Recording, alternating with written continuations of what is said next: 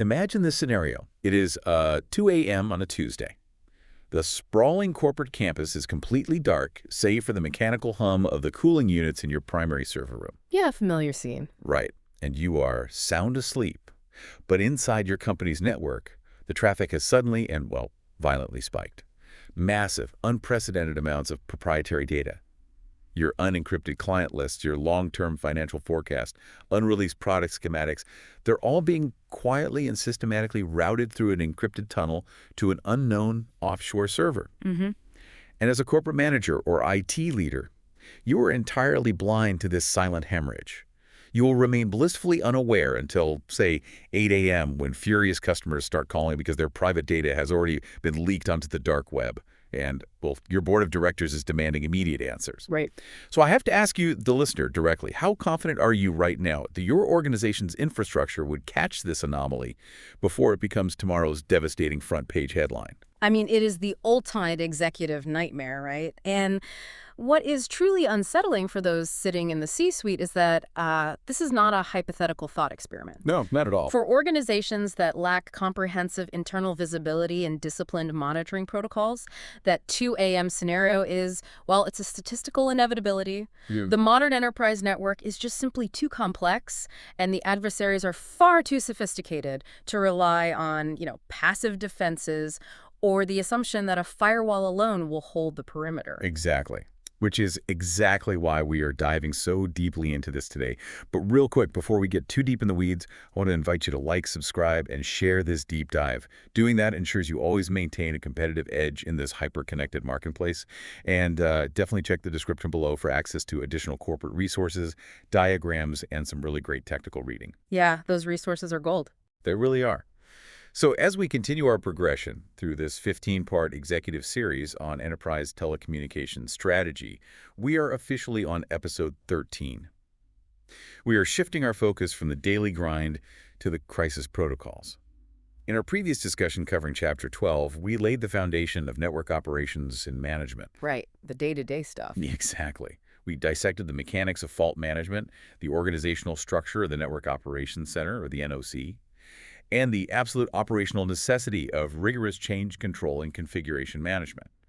We also we got into the weeds on asset management and network performance measurement protocols like SNMP. Yeah, we covered a lot of ground. We did, but all of those elements were fundamentally about establishing control over your daily sunny day operations. Yeah, they are the mechanisms that keep the business vehicle moving forward. Right. If Chapter 12 is about building the engine, optimizing the transmission, and ensuring the vehicle can actually drive down the highway at scale, well, our focus today is entirely different. Okay, so what's the shift? Today, we are looking at what happens when the road conditions deteriorate instantly. We are installing the dashboard warning telemetry, the impact sensors, the airbag deployments, and the emergency response routing for when that vehicle, inevitably hits a patch of black ice at 80 miles an hour. Wow, yeah, that's a great way to put it. And that is the essence of Chapter 13. Network auditing, monitoring, and incident response. You cannot simply operate a hyper-connected enterprise network. You must continuously interrogate its health, monitor its baseline, and possess a highly structured, legally sound response plan for when a catastrophic breach occurs. Okay, let's start with that interrogation process, because I think it's where a lot of business leaders have a fundamental blind spot. I want to talk about security auditing. Oh, yeah, this is a big one. Right. And there is a pervasive attitude, especially outside of the IT department and maybe among middle management, that an audit is just a bureaucratic exercise.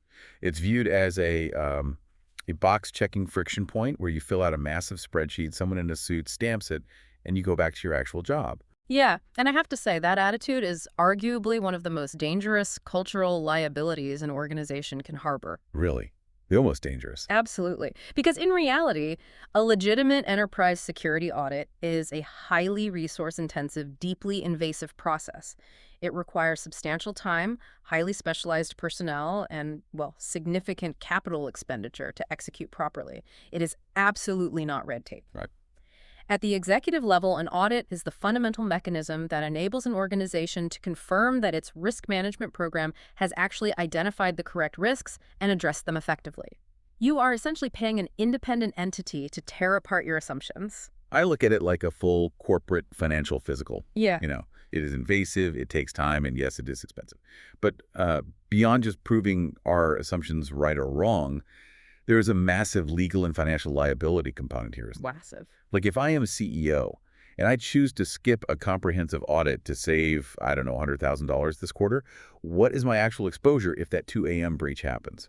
Well, your exposure is potentially catastrophic, and it extends well beyond just the technical damage.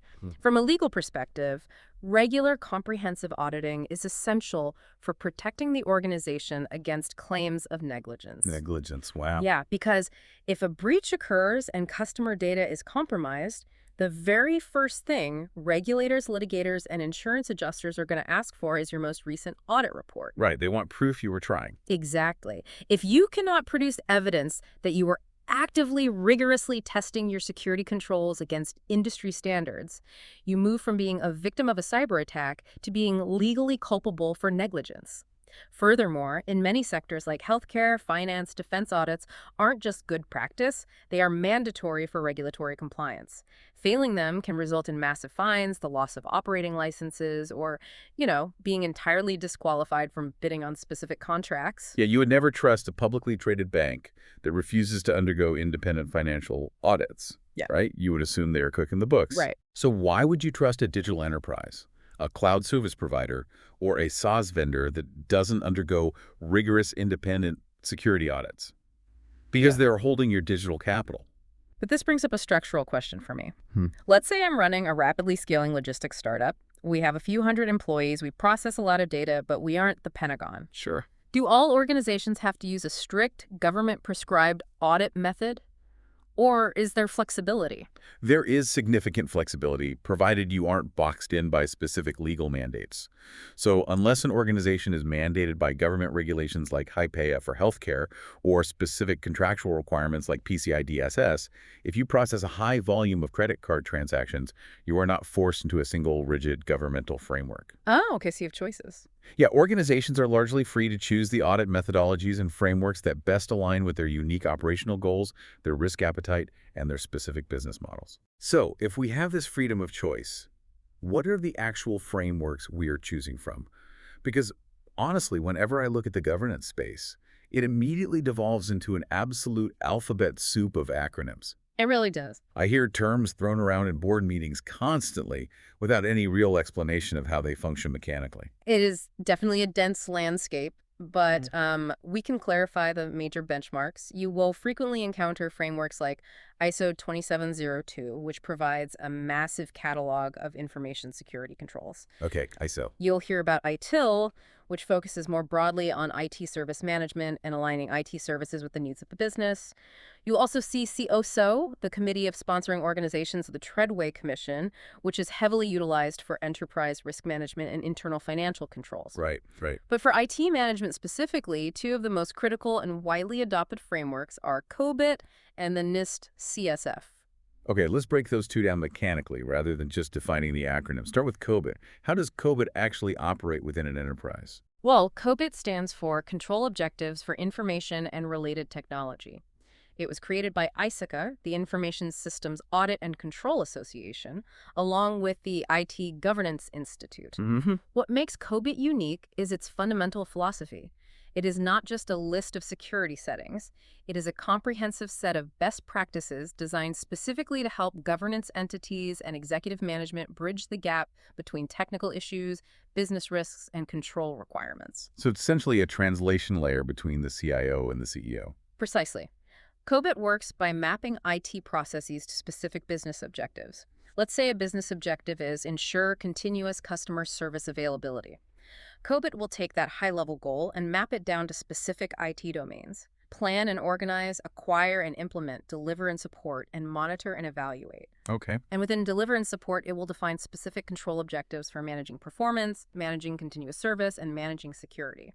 It forces the IT department to justify their infrastructure requests by directly linking them to a defined business goal. Oh, I see. Yeah, an auditor using COBIT isn't just checking if a firewall is turned on. They are checking if the management of that firewall successfully supports the business's mandate to remain available to customers. That makes total sense. It shifts the conversation from, we need $1 million for new routers to, We need $1 million to satisfy the COBIT control objective that ensures our e-commerce platform doesn't crash during the holiday rush. Exactly. Okay, what about the NIST CSF? I hear NIST brought up constantly, especially in federal circles, but increasingly in the private sector too. What is the mechanism behind it? The National Institute of Standards and Technology Cybersecurity Framework, or NIST CSF, is incredibly powerful because of its intuitive structure. It was originally developed to protect critical infrastructure, but its utility has made it a global standard. The NIST CSF organizes cybersecurity activities at their highest level into 5 core continuous functions: identify, protect, detect, respond, and recover. Let's pause there, because those 5 words seem deceptively simple, but I assume they map to very complex realities. Yeah, they absolutely do.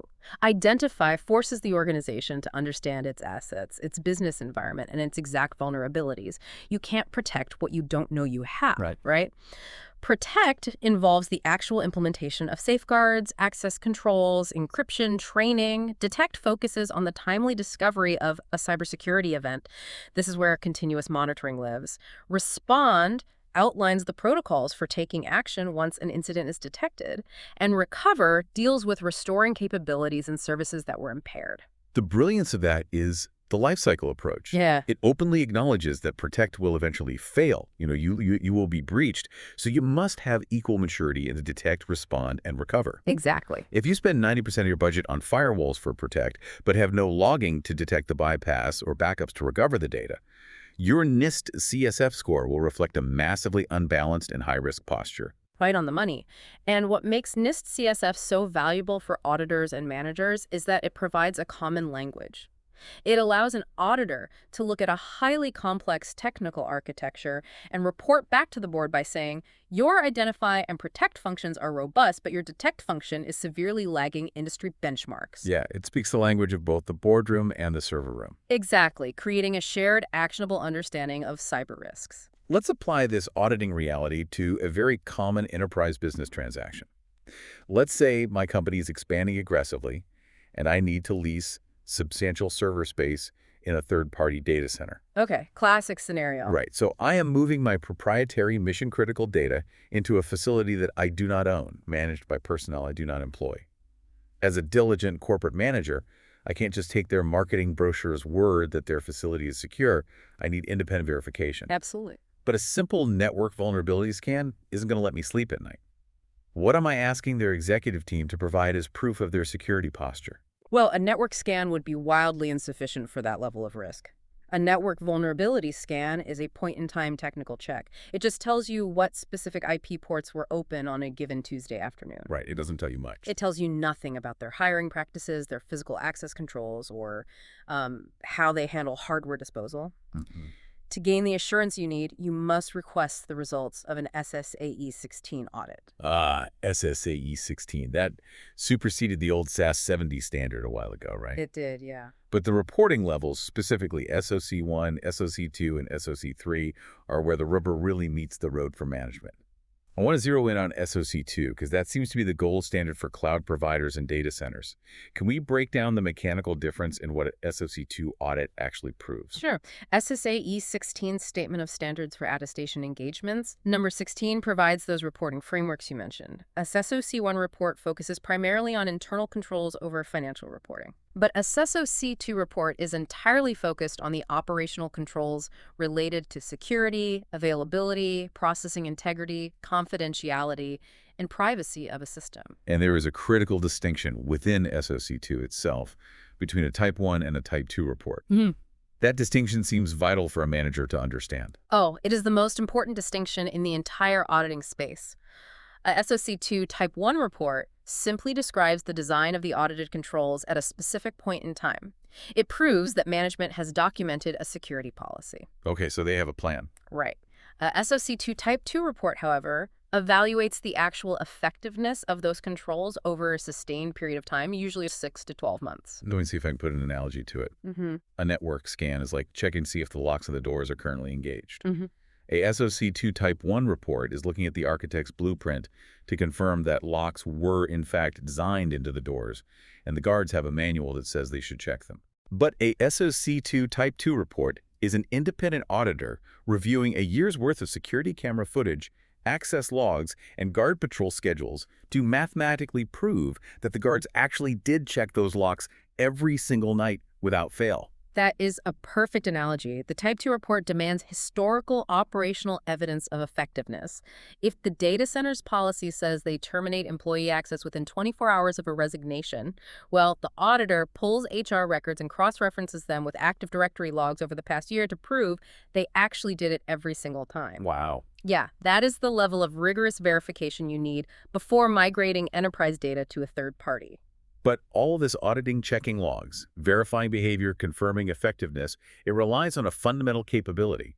The auditor, or the internal security team, needs to know what a normal Tuesday looks like before they can identify an abnormal one. Absolutely. And this brings us to a foundational concept in both auditing and active network monitoring, the baseline. Network engineers bring this up constantly. How does one mathematically or operationally establish a baseline? Because it can't just be a feeling. No, it's not a feeling at all. Establishing a baseline is a deeply mathematical and operational process. A baseline provides the quantitative metrics that describe normal expected behavior on your network over a defined period. Think of it as calculating the network's resting heart rate, its standard blood pressure, and its typical respiratory rate. How is that data actually gathered, though? Are they just looking at the total bandwidth consumed? It's far more granular than that. Engineers use protocols like SNMP, Simple Network Management Protocol, to continuously poll devices, routers, switches, servers for their current state. They use technologies like NetFlow or SFlow to analyze IP traffic patterns. Oh, I see. Yeah, they are looking at CPU utilization across server clusters, memory consumption, the volume of database queries per second, the ratio of internal traffic versus outbound internet traffic, and the specific times of day when these metrics peak and valley. So they're essentially building a statistical model of standard deviation for every major component in the enterprise. Exactly. A proper baseline might show that at 10 a.m. on a weekday, the central database processes 5,000 queries per second with a standard deviation of 500. But on a Sunday at 2 a.m., it processes 50 queries per second. Right. You must map these historical trends over weeks or months to account for end-of-month financial processing, holiday sales spikes, or standard backup windows. You cannot identify abnormal behavior like a sudden, massive exfiltration of data at 2 a.m. without a rigorously defined, statistically sound baseline. That makes sense. If you do not have a mathematical definition of normal, then abnormal is entirely invisible to your security systems. And once we have that mathematical definition of normal, we have to actually watch it. The baseline is just the map. We need eyes on the territory. Exactly. This shifts us directly into the daily operational reality of the Network Operations Center, or the NOC. We have our audit frameworks, we have our statistical baselines. Now, how do we monitor effectively when there are literally billions of individual packets flowing through the corporate infrastructure every single second? I mean, you can't just have human beings watching a screen of raw code like the Matrix. Right. Human review of raw network traffic is impossible. We must abstract the data. We break monitoring down into two primary complementary categories: real-time monitoring and non-real-time monitoring. Okay. Real-time monitoring is exactly what it sounds like. It utilizes automated tools designed to actively watch the network and the host systems as events occur in the present moment, comparing the live telemetry against the established baseline and known threat signatures. Let's get specific on the tooling. What are the mechanisms driving real-time monitoring? The materials heavily emphasize host intrusion detection systems, or HIDs, as well as data loss prevention, or DLP. From an executive perspective, these often get conflated. They both sound like software you install on a server to stop bad things from happening. Can we differentiate the mechanical focus of a HIDs versus a DLP? It is a critical distinction for resource allocation and defense architecture. A host intrusion detection system, a HID, is focused on the integrity and behavior of the operating system itself. It is installed directly on a critical endpoint or server. Okay. It monitors system calls, file system modifications, registry changes in Windows, and active network connections. It is looking for the attacker or the malware. If a background process suddenly tries to modify the core operating system kernel, or if an unrecognized script attempts to grant itself root privileges, the HIDs detects that anomalous behavior in real time and triggers an alert. So it's like guarding the house against someone trying to pick the locks from the inside. Precise. Okay, so the HIDs is watching the behavior of the machine. How does that differ from DLP? Data loss prevention, or DLP, is not looking for malware. It is looking at the actual data payload. DLP uses strictly defined business rules, regular expressions, and data tagging to classify sensitive information as it moves. It is actively inspecting the content of emails, file transfers, and web uploads. Oh, I see the difference. Right. So if a legitimate, fully authorized employee attempts to attach an Excel spreadsheet containing 10,000 unencrypted credit card numbers to a personal Gmail email, the HADs wouldn't care because the user is authorized and the email application is legitimate. Right, the machine itself isn't being hacked. Exactly. But the DLP system intercepts the transmission, scans the payload, recognizes the credit card data pattern based on a regular expression, and blocks the outbound transfer based on corporate policy. HIDs guards the system's integrity. DLP guards the data's movement. That is a vital operational difference. HITs watches the user's behavior. DLP watches what the user is carrying. But both of those are real time. They're reacting to things happening in the millisecond. You also mentioned non-real-time monitoring. On its face, that sounds counterintuitive for a security protocol. Why would an enterprise dedicate substantial computing power and human capital to monitoring things after the fact? If the breach already happened, isn't non-real-time monitoring just forensic archaeology? Well, it is forensic, but it is also the only way to detect highly sophisticated, persistent threats. Non-real-time monitoring is fundamentally about reviewing historical data. This involves analyzing massive volumes of application logs, event logs, access logs, security logs, and firewall audit logs. Okay.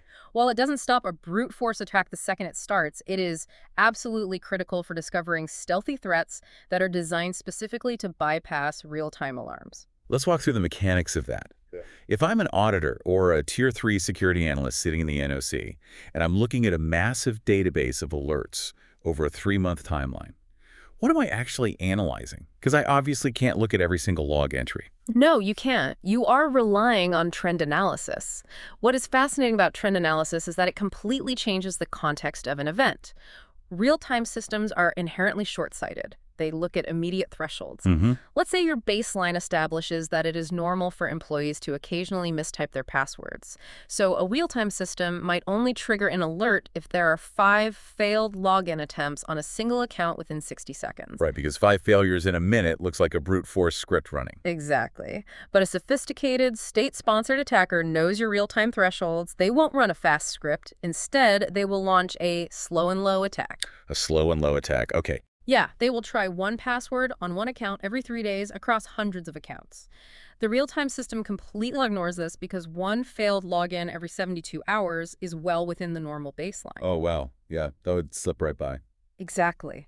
But an analyst performing non-real-time trend analysis will aggregate 3 months of logs, visualize the data, and suddenly see a highly coordinated, geographically dispersed pattern of single failed logins methodically sweeping across the entire corporate directory.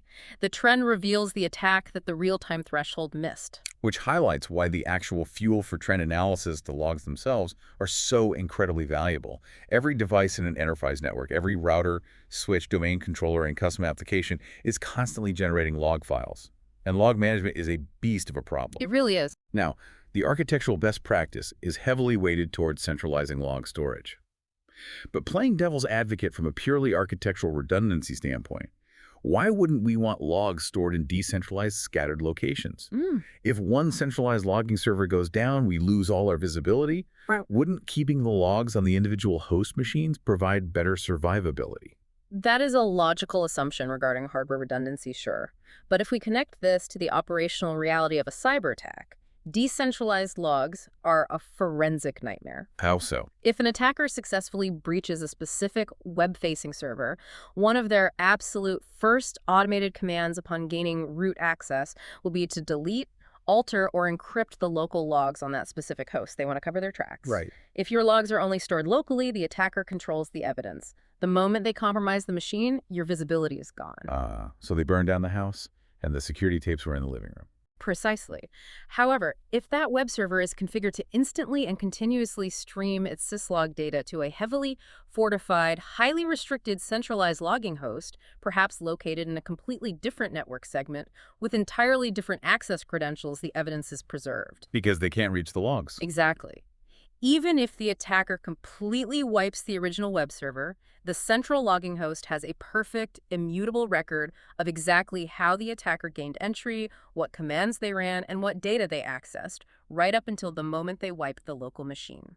Centralized logs also allow for vastly faster correlation across the enterprise. Correlation is the key word there, because considering the sheer volume of data, we are talking about dozens of firewalls, hundreds of switches, thousands of endpoints, all sending syslog data simultaneously. Human review is mathematically impossible. You need a machine to read the machine. Absolutely impossible. That is why modern enterprise networks require a SIEM, a security information and event management system. Right, the SIEM. A SIEM is a massive, highly tuned database and analytics engine specifically engineered to ingest, normalize, aggregate, and correlate these overwhelming volumes of log files from disparate devices across the entire global infrastructure. Let's define normalize really quickly, because that is a massive hurdle in IT. A Cisco router doesn't write logs the same way a Windows server does, and neither of them write logs like a custom Linux database. Correct. Normalization is the SIEM translating all these different machine languages into a single standardized format. Once the data is normalized, the correlation engine takes over. The SIEM can instantly connect a failed login on a VPN gateway in New York with a successful database query in London 30 seconds later, realizing they belong to the same compromised user account. But there is a very specific, almost mundane technical vulnerability that can completely break a SIEM's ability to correlate, and it's clock synchronization. Oh, yes. If the internal system clocks of all your computers, routers, and logging devices are not perfectly synchronized, the SIEM's correlation engine falls apart.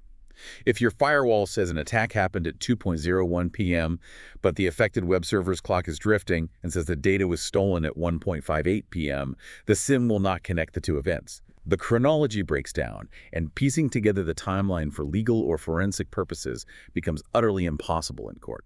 It is a critical, often overlooked vulnerability. The integrity of the entire forensic timeline relies entirely on synchronized clocks, which is why enterprises must rigorously deploy NTP, the Network Time Protocol. NTP, right. NTP doesn't just ask a server what time it is, it calculates the network delay, the packet transit time, and the local clock skewed to synchronize devices across a global network to within milliseconds of a highly accurate stratum zero time source, like an atomic clock or GPS signal. Without ubiquitous NTP enforcement, your multi-million-dollar SIEM is essentially guessing. But even with a perfectly tuned SIEM and perfectly synchronized clocks, monitoring a modern enterprise faces massive architectural challenges. One major issue discussed in the literature is spatial distribution. How does the physical location of the attacker break our monitoring models? Well, spatial distribution fundamentally alters the threat profile. Historically, an attack came from a single source IP address. It was a single point of origin attacking a single destination. It was relatively easy to detect a massive influx of traffic from one place and block it. But spatial distribution involves highly coordinated attacks like a distributed denial of service or DDoS or a distributed botnet scanning operation where the malicious traffic is originating from tens of thousands of compromised devices spread across a vast geographic area. I see. With the local firewall, it just looks like a slight increase in global traffic. Distinguishing this distributed, low-volume individual malicious traffic from normal global customer traffic requires highly advanced behavioral analytics, not just IP blocking. And the internal architecture of the network itself complicates things too. We don't use flat networks anymore. Everything is switched and highly segmented. Why does a segmented network make monitoring harder? It comes down to how data flows. In an older, flat network utilizing hubs, every packet broadcast was visible to every device. You could plug a monitoring tool in anywhere and see everything. Right. But modern networks are heavily segmented by switches and VLAN's virtual local area networks to improve performance and contain security breaches. In a switch network, data doesn't flow everywhere. It is tightly restricted to specific pathways between the source and the destination. Right. A switch only sends the packet to the specific port that requested it. Exactly. Furthermore, standard routers only care about the destination IP address. Their only job is to forward IP packets to the next network segment. Because switches isolate traffic and routers just blindly forward it, you cannot just plug a SIEM sensor into a random wall port and expect to see the enterprise's traffic. So what's the solution? Achieving comprehensive monitoring requires network engineers to strategically configure TAP ports or span ports, switched port analyzer ports on core switches to actively mirror specific traffic flows and send copies to the monitoring sensors. It requires deliberate, complex architectural design. So, assuming the architecture is flawless, the SIEM is tuned, the NTP is synced, and the span ports are mirroring traffic perfectly, we are feeding all this data to the human analysts and the NOC. We need to do a terminology check here because the output of all this technology directly impacts the daily psychology and operational efficiency of the NOC staff. Yeah, the human element is huge here. What is the fundamental difference between a false positive and a false negative, and how do they differently impact the business? Well, these two concepts represent the eternal balancing act of network defense. A false positive is an alert that triggers the alarms that some flags it as highly malicious, but upon manual investigation by an analyst, turns out to be a completely benign, normal security event. Okay, give me an example. For example, the SIEM detects a massive encrypted file transfer to an external IP address and flags it as data exfiltration. The NOC scrambles, only to discover it's just the marketing director uploading a terabyte of 4K video files to a new vendor's cloud storage. So the alarm rings, but there is no fire. What about a false negative? A false negative is a catastrophic failure of the security control. This is when the system fails to detect actual malicious, suspicious behavior. The malware enters the network, moves laterally, and begins encrypting databases, and the SIEM remains completely silent because the attack didn't trigger any known thresholds or signatures.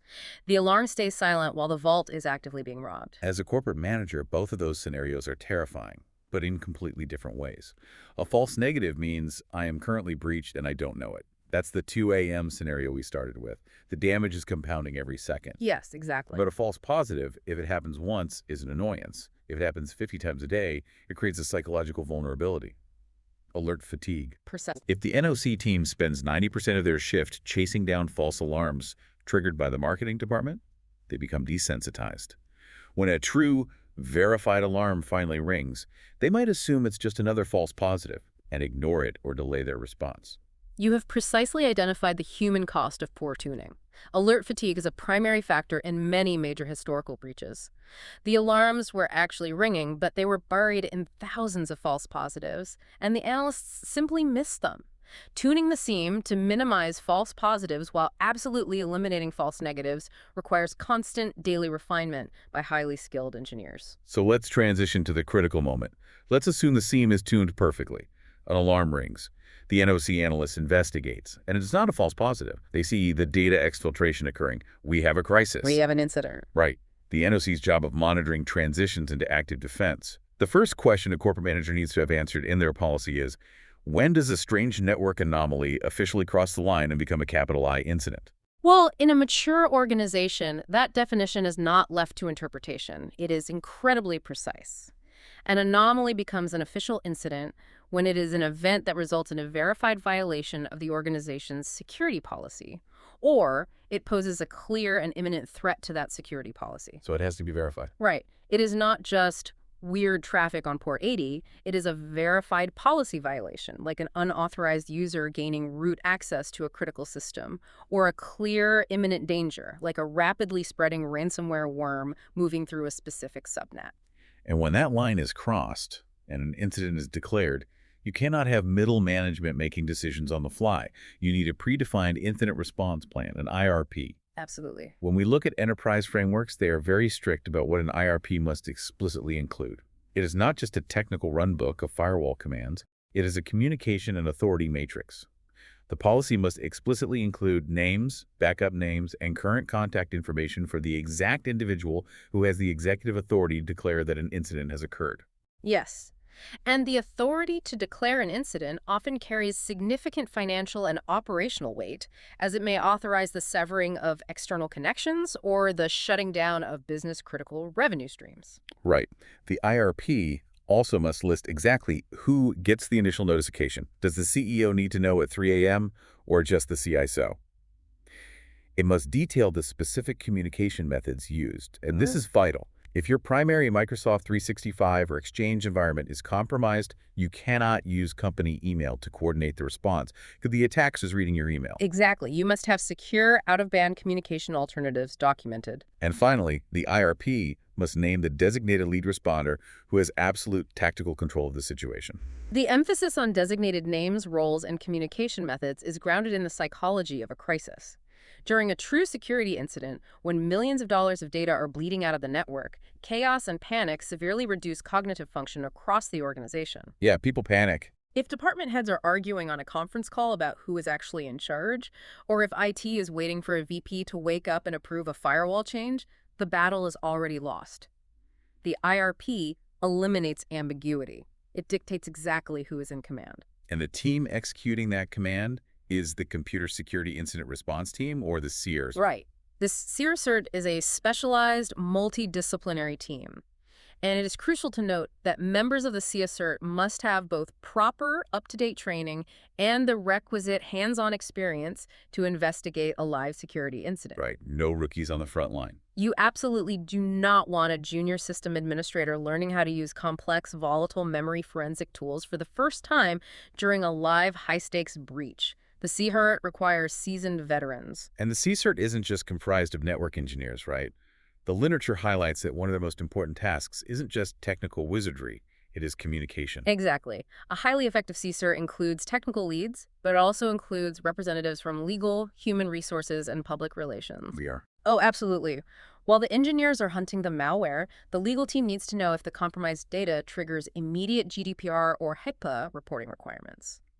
The PR team needs accurate, verified technical data to draft press releases, so the CEO doesn't go on television and make technically inaccurate statements that compound the brand damage. Keeping external and internal stakeholders informed with precise, controlled data is paramount. Let's walk through the actual timeline of a crisis response. The frameworks generally outline 7 distinct phases of incident response. This is the battle plan. The first phase is preparation. This happens before the breach. It's writing the IRP, acquiring the forensic tools, and running tabletop exercises. The second phase is identification. This relies entirely on the baselines and the SIEM monitoring we just discussed, actually realizing the incident is occurring and verifying it is not a false positive. But the third phase is where I want to spend some significant time, because this is where the friction between IT and the executive suite usually explodes. Phase 3 is containment. During containment, my immediate instinct as a corporate manager, if I see data bleeding out of a server, would be to run into the server room and literally rip the power cords out of the wall, shut the affected systems down immediately, cut the power, stop the bleeding. Mechanically speaking, is that the right move? Absolutely, unequivocally not. And that managerial instinct is exactly why executives must be formally trained on incident response realities. Disconnecting computers, pulling power cords, or abruptly shutting down systems during the containment phase can easily constitute tampering with evidence, and it will destroy your ability to understand the attack. Okay, let's get really deep into the why here. Because from a layman's perspective, if I cut the power, the data stops moving, and the hard drives are still there. I haven't lost the data. Why is cutting the power so destructive to the investigation? Well, you haven't lost the data on the hard drives, but the hard drives only tell half the story. Modern, sophisticated malware, advanced persistent threats, and the most critical forensic evidence, such as active network socket connections, temporary decryption keys, injected malicious processes, and the attacker's live command and control communication channels, they're almost always running in volatile memory, or RAM. Oh, right. And RAM requires continuous electrical power to maintain its state. So it's not written to the disk. It's living in the electrical current of the memory chip. Precisely. The moment you pull the power cord, the electrical current stops, the RAM is instantly wiped, and all of that volatile evidence evaporates forever. You lose the decryption keys. You lose the IP address the attacker was communicating with in real time. You lose the malware payload if it was designed to exist only in memory and never write to the disk. Wow. By trying to stop the bleeding forcefully, you destroy the only map that shows you exactly how the attacker bypassed your security, what specific tools they were using, and who they were communicating with. That is a terrifying realization. By acting on instinct, I blind my own forensic team. So if we can't pull the plug, how do we actually contain the breach? We can't just let them keep stealing data while we analyze the RAM. No, of course not. Proper containment involves logical isolation, not physical power disruption. The CERT will use network controls like reconfiguring VLANs, applying strict access control lists on the surrounding switches, or altering routing tables to logically quarantine the infected machine on the network. Okay, so it's a digital quarantine. Exactly. They isolate it so it cannot communicate with the rest of the business, it cannot reach the internet to exfiltrate data, and it cannot receive new commands from the attacker. But the machine remains powered on. This preserves the live environment for the next phase. Investigation. Okay, so phase 4 is investigation. We have the machine logically quarantined, it's powered on, but trapped in a digital box. What happens now? This is where forensic science takes over. The CSIRT methodically collects evidence in order of volatility. First, they capture a complete bit-for-bit image of the live RAM. Then they look at the routing tables, ARP caches, and active processes. Finally, they take forensic, write-blocked clones of the hard drives. Right blocked. Yeah, meaning they can only read the data, they can't alter it. They are building a legally defensible chain of custody, ensuring that their investigation doesn't alter the original state of the compromised machine. They need to figure out the root cause. Was it a phishing email, an unpatched vulnerability, or a compromised credential? Once they identify the root cause, we move to phase 5, eradication. Yes. Eradication is the surgical removal of the threat. Once you have the evidence and know exactly how the malware operates and how the attacker got in, you root it out of the network completely. You delete the malicious files, disable the compromised user accounts, and most importantly, you patch the specific vulnerability that allowed the initial breach. You close the door they used to get in. Which leads to phase 6, recovery and repair. This is where we attempt to bring the business back from the dead. But mechanically, you can't just run an antivirus scan on the infected machine, declare it clean, and put it back into production, right? Never. Once a system has been completely compromised at the root level, you can never fully trust its integrity again. The attacker may have installed deep rootkits or backdoors that evade all current scanning tools. Indeed you do. Recovery usually mandates that you completely wipe the hardware. You reformat the drives, rebuild the operating systems from known clean installation media, reapply all security patches, and then meticulously restore the business data from offline, immutable backups that were taken before the infection occurred. It is a grueling, time-consuming process to return systems to a trusted operational state. And finally, the 7th phase, which I imagine many exhausted organizations sadly skip, lessons learned. Yeah. Skipping the lessons learned phase is a massive strategic failure. This is where the organization debriefs and obtains objective feedback from all parties involved. You review the timeline, what worked, what failed, why did the SIEM miss the initial intrusion, why did it take 3 hours to reach the CEO. You update your baselines, you rewrite your policies, you retrain your staff, and you ensure this specific attack vector can never be used against you again. The goal of incident response isn't just survival, it is evolving the organization's resilience. Evolving resilience is the perfect bridge into part 4 of our discussion. Rebuilding and resilience risk, BIA, BCP, and DRP. Let's pivot to how corporate managers actually plan for these absolute worst-case scenarios from a strategic financial perspective. The technical response is handled by the CSIRT, but the overarching strategy is owned by the C-suite. Let's start with the fundamental concept of risk itself. As an executive, I might stand up in a board meeting and say, the risk of a state-sponsored hacker trying to attack us is extremely high right now. And a competent security analyst would immediately correct your terminology. Oh, really? Yes. There is a very common, very dangerous misconception about the definition of risk in IT security and enterprise architecture. Risk is not the likelihood that an attack will exploit a threat.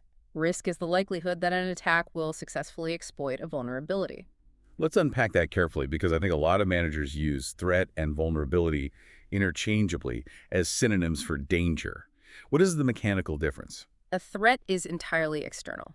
A state-sponsored hacker existing on the internet, a hurricane moving up the coast, a new strain of ransomware. These are threats. You, as a corporate manager, have absolutely zero control over the existence of a threat. Right.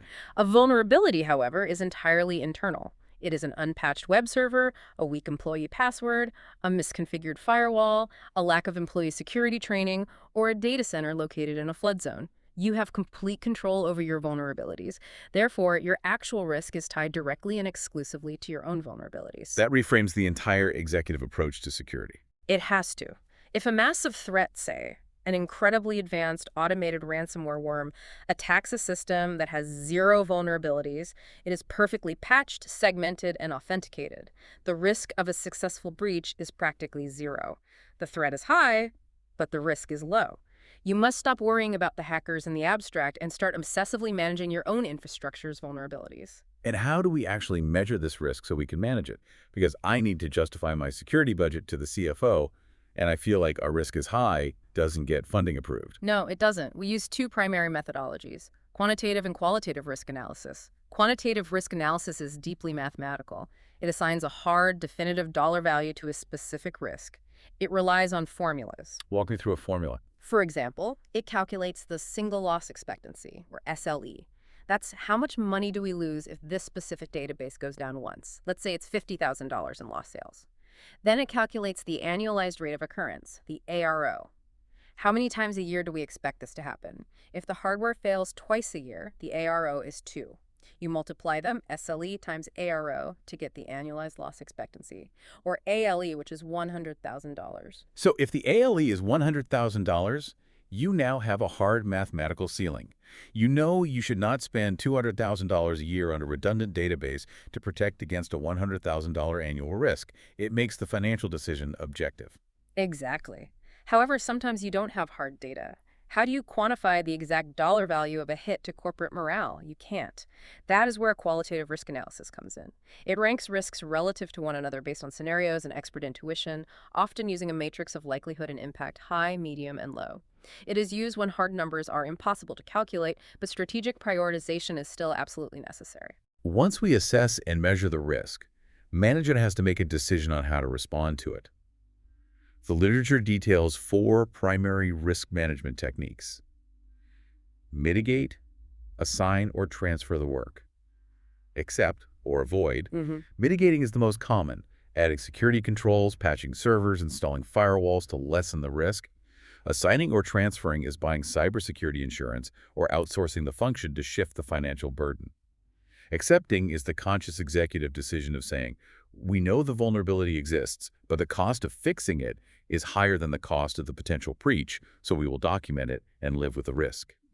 But I want to focus deeply on the 4th option: avoidance. Avoidance is a fascinating and often underutilized strategic management decision. It simply means an organization chooses not to engage in the specific business activity that makes the risk possible in the first place. You completely eliminate the vulnerability by refusing the process. Can you give a concrete enterprise example of risk avoidance? Certainly. Let's look at e-commerce. Storing and processing customer credit card numbers internally carries a massive risk of data exfiltration and requires incredibly expensive PCI DSS compliance audits. Right. An organization might look at that quantitative risk and decide it is too high. They choose risk avoidance. They completely outsource their payment processing portal to a third-party vendor like Stripe or PayPal. They engineer their system so that a customer's credit card number literally never touches the company's internal servers or databases. By not holding the data, they completely avoid the risk of having the data stolen from them. That is a powerful business decision. But to make any of these decisions to accept, mitigate, or avoid, you need comprehensive data on what a failure actually costs. And that brings us to the most critical document in enterprise continuity planning. Let's say a senior security architect is sitting in a boardroom for a month interviewing every department head.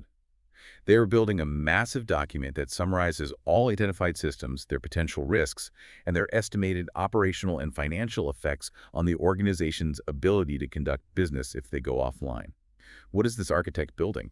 They are building the Business Impact Analysis, or the BIA. The BIA is arguably the most important foundational document a modern business can possess regarding its own survivability. The BIA illustrates the true, comprehensive costs of a failure across every business unit. It results in a master list of the critical activities that are absolutely necessary for an organization to conduct its core business operations and the maximum tolerable downtime for each. The BIA forces management to look at the hidden costs that they normally ignore when times are good. When a server goes down, the IT cost is just replacing the hardware. But the BIA looks at the work backlogs across the company, the immediate profit loss from the website being down, the cost of paying massive employee overtime to manually enter data once the system is restored, and the potential legal fees from breached contracts. Furthermore, it calculates the critical metrics of RTO and RPO. The recovery time objective, or RTO, dictates exactly how long the business can survive without a specific system before the damage is fatal. For email, it might be 24 hours. For the central transaction database, it might be 5 minutes. The recovery point objective, or RPO, dictates how much data the business is willing to lose. If the RPO is 1 hour, IT must configure backups to run every hour. But where the BIA gets incredibly sobering for executives is when it attempts to quantify the intangible costs. In today's hyper-connected, social media-driven market, the intangible cost of a lost reputation and a negative public perception after a security breach can absolutely bankrupt a company faster than the breach itself. Oh, without a doubt. We have seen massive multinational corporations suffer catastrophic stock price drops, not because of the data lost, but because of the public's perception of their incompetence. The loss of prospective business, customer trust, and sometimes the massive regulatory fines from entities like the FTC or European GDPR regulators can cost exponentially more than the physical repair of the infrastructure. That is precisely why the BIA is so critical. It proves to the board that IT security is not a cost center. It is a business survival imperative. And the BIA leads directly into the creation of the two master plans for corporate survival: the Business Continuity Plan, the BCP, and the Disaster Recovery Plan, the DRP. Let's distinguish those two clearly, because managers and even some IT professionals use BCP and DRP interchangeably, and they represent entirely different operational scopes. They are deeply distinct, though they must work in tandem. The Business Continuity Plan, the BCP, is entirely focused on the business processes. It defines how an organization will maintain its normal day-to-day business operations during an ongoing disruptive event. So it's about keeping the lights on for the customer. Exactly. If the primary corporate headquarters floods and is inaccessible, the BCP doesn't care about fixing the servers in the basement. The BCP dictates that customer service agents will immediately shift to working from home, logging into cloud-based software, and utilizing VoIP routing so that when a customer calls the 1-800 number, the phone is still answered, and the business continues to function from the outside world's perspective. And the DRP. The Disaster Recovery Plan, the DRP, is the technical blueprint. It defines exactly how the personnel and the critical IT assets will be safeguarded in the event of a disaster, and exactly the technical steps required to restore those systems and bring the primary infrastructure back to an operating state.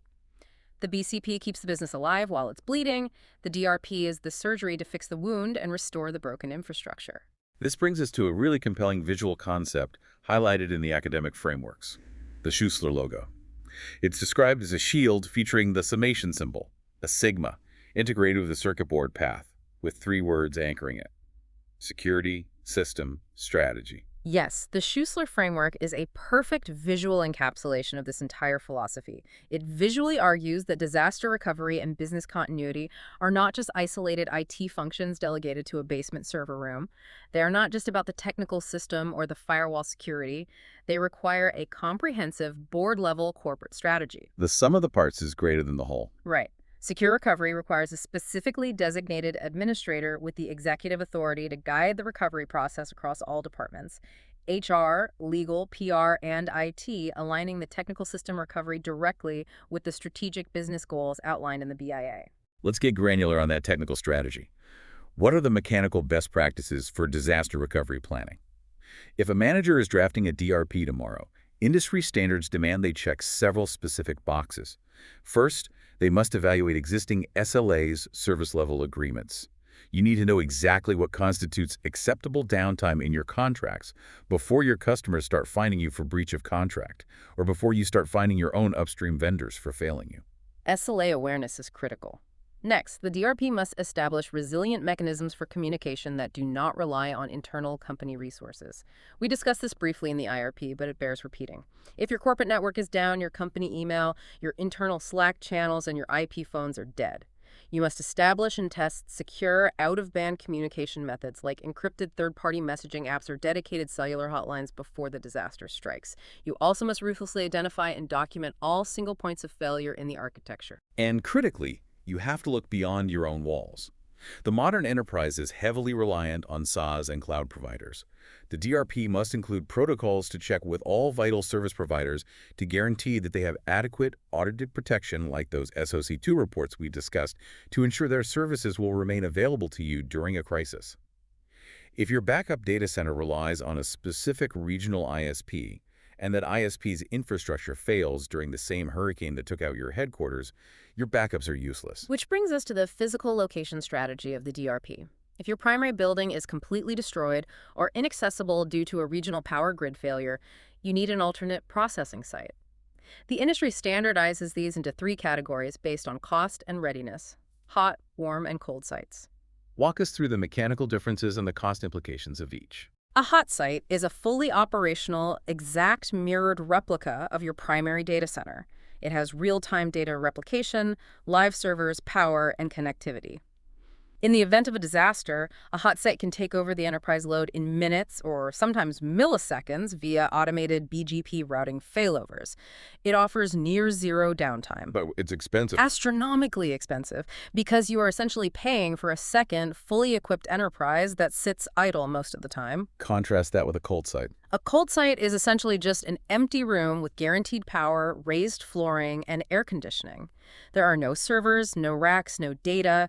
In a disaster, you'd have to physically ship new hardware to the site, install the racks, configure the network, and restore the data from offline backups. It is incredibly cheap to maintain, but it takes weeks to spin up. The RTO is massive. And a warm site is the compromise in the middle. Yes. A warm site has the hardware and the network infrastructure already installed and ready, but the data is not mirrored in real time. You might have to restore the last 24 hours of data from a backup before you can bring the systems online. It takes a few days to become operational. The BIA dictates which site you need. If your business loses $1 million an hour during downtime, you pay for the hot site.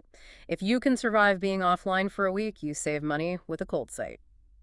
But having a DRP on paper and securing a lease on a hot site is entirely useless if the plan doesn't actually work in reality. We see this all the time. A company spends millions on a disaster recovery plan, a disaster happens, the plan fails completely because it was never tested under pressure. How do we rigorously test the DRP? Testing is absolutely mandatory, and it should be approached in escalating phases of complexity. The frameworks outline 4 primary types of tests: the structured walkthrough, the checklist test, simulation, and the full interruption test. Let's break those down. The structured walkthrough and the checklist sound like administrative reviews. They are. In a checklist test, copies of the DRP are distributed to all department heads, and they simply review it to ensure their specific department's needs and contact information are accurately reflected. A structured walkthrough brings all those leaders into a conference room. They verbally role-play a specific disaster scenario, walking through the plan step by step to identify logical gaps, missing dependencies, or contradictory instructions. The simulation test is where it gets a bit more physical, right? Yes, a simulation test introduces a high-stress, real-time scenario, often without warning to the broader staff. The incident response team might be told, the primary database just corrupted, execute the recovery procedures. They don't actually shut down the live database, but they must go through all the physical and technical motions of recovering it, accessing the backup vault, configuring a test server, and verifying the data integrity while a timer is running to see if they can meet the RTO outlined in the BIA. But the ultimate crucible is the 4th option, the full interruption test. The full interruption test is exactly what it sounds like, and it is not for the faint of heart. You simulate a disaster by intentionally and actually shutting down primary services. You sever the connection to the main data center and force the organization to fail over live production traffic to the backup systems or the hot site. That seems incredibly dangerous. You're essentially causing a massive outage on purpose. It is extremely dangerous. Because a full interruption test actually interrupts real services, it poses a major operational and financial risk. If the failover doesn't work, you have just caused a self-inflicted, catastrophic negative impact on your critical business operations. Therefore, extreme caution must be exercised. It must be heavily planned, requires absolute executive buy-in from the CEO down, and should strictly be scheduled during the slowest possible business periods or over a holiday weekend. But it is the only way to mathematically prove that your DRP will actually save the company during a true disaster. It is the ultimate stress test. You pull the fire alarm, but you also lock the front doors to see if the fire escapes actually hold the weight of the entire staff. If they break, you want them to break during a drill, not a fire. Exactly. So as we pull back and look at the entirety of Chapter 13, what does this all mean for the executive listening right now? Let's bring this full circle and solidify our strategic closing. Our primary managerial takeaway is this: a hyper-connected enterprise simply cannot survive on smooth daily operations alone. You can build the most beautiful, highly optimized network architecture in the world, but if it lacks visibility, it is a glass house.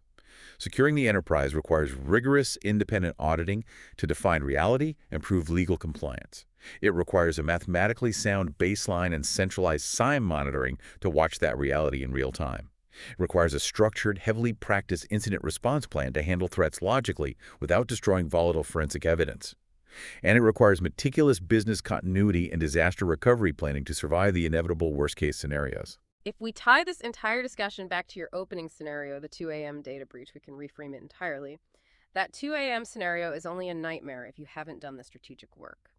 If you have audited your controls, established your standard deviations, tuned your SIEM to eliminate alert fatigue, and drilled your CSIRT on logical containment protocols, the narrative changes.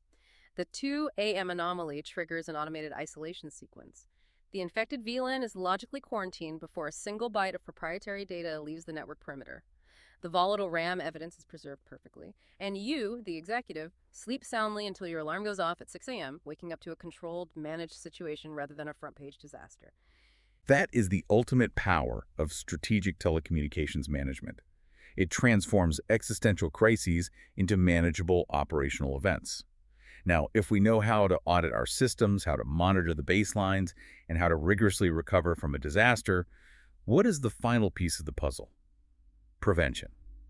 This is a perfect transition for our next deep dive into Chapter 14. Network security.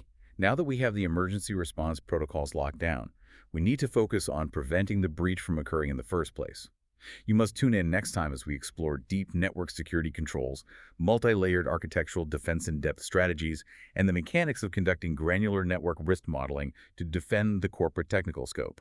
It is about building the fortress walls higher, thicker, and smarter. The continuous evolution from daily operations to vigilant monitoring to active multi-layered defense is the critical path for any IT leader who wants to survive in the modern threat landscape. Before we officially sign off, I want to reiterate our call to action. Please check the description below for direct links to the resources, the H.Schuessler strategy diagram, and our other corporate IT playlists. If you're pursuing continuous professional education or prepping for certifications, I highly recommend reviewing the Digital Forensics podcast series or the Network and Systems Security podcast series, both available right here on the channel. They provide incredible granular companion material to the high-level frameworks we dissected today. And I will leave you with a final provocative reflection based on today's material. We discussed risk avoidance as the management technique of simply choosing not to engage in a risky activity like refusing to store credit card data. But as we look toward the future and tomorrow's globally integrated, endlessly cloud-dependent market, we must ask ourselves, is true risk avoidance even a realistic option for an enterprise anymore? Or has the digital landscape evolved to a point where every digital breath in organization takes every vendor integration, every cloud migration, every remote employee is a vulnerability we can no longer avoid, but must simply learn to excessively mitigate? Align the strategy, optimize the network. Until next time, keep your business connected, your assets visible, and your infrastructure secure.